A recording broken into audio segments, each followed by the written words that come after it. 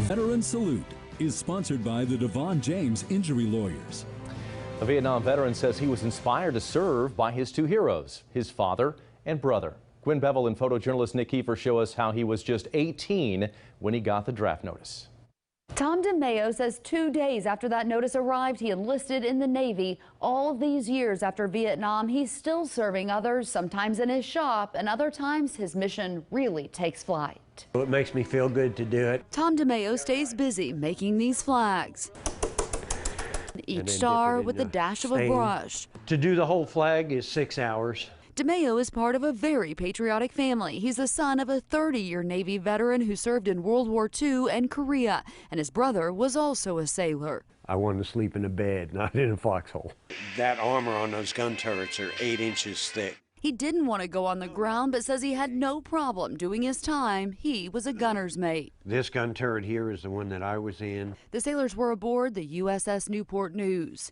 It was the last big gun ship that was still in use. The last in the entire Navy fleet, and because of those big guns and the blast they gave off, the ship had a solid wooden deck. There's all the ammunition. He says you never forget what it feels like when the alarms sound. Organized chaos for however long we were in the firefight. DeMayo says they were 17 miles offshore, just far enough to land shells just where they wanted them. We would fire shore support so that the troops would have cover as they were pulling back. We were keeping the North Vietnamese from attacking them as they were withdrawing. The ship was known as the Gray Ghost from the East Coast because how they would light up the night sky. We would go in and shell at night and then go back out to sea during the day and rearm, take on more ammunition to go back in. He says it was rapid fire, blowing out of 3 turrets.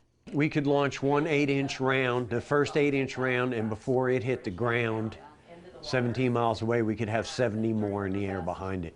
He says on October 1st of 1962, a round of ammo went off in the barrel. And it killed everybody, all 5 decks down. DeMayo says he honored the fallen sailors on his first trip to see the Vietnam Memorial in D.C. It took some time to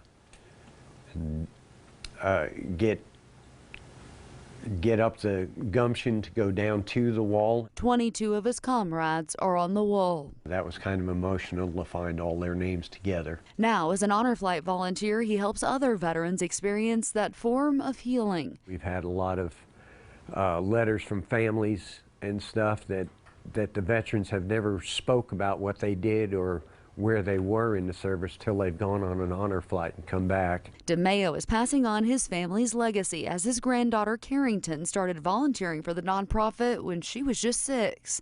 It makes me extremely proud to have her want to be involved. Carrington, who's now a teen, hopes to go as a guardian someday to D.C. She's learned the importance of service. I glue and pin nail each rib of the flag together. DeMayo has already made 50 of these flags. His time and talent ensure more heroes can make that trip of a lifetime. Basically, just take them on a tour to thank them for their service. The USS Newport News was decommissioned in 1975, and DeMayo says part of that scrap was sold to a razor blade company. He says judging by the size of the ship, they're probably still shaving with razors made from the scrap metal.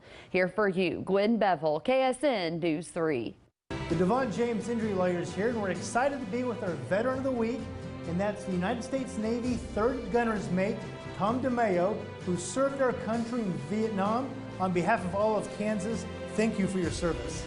And I want to thank you and your support for the veterans and the veterans organizations in the state of Kansas. Veteran Salute is sponsored by the Devon James Injury Lawyers.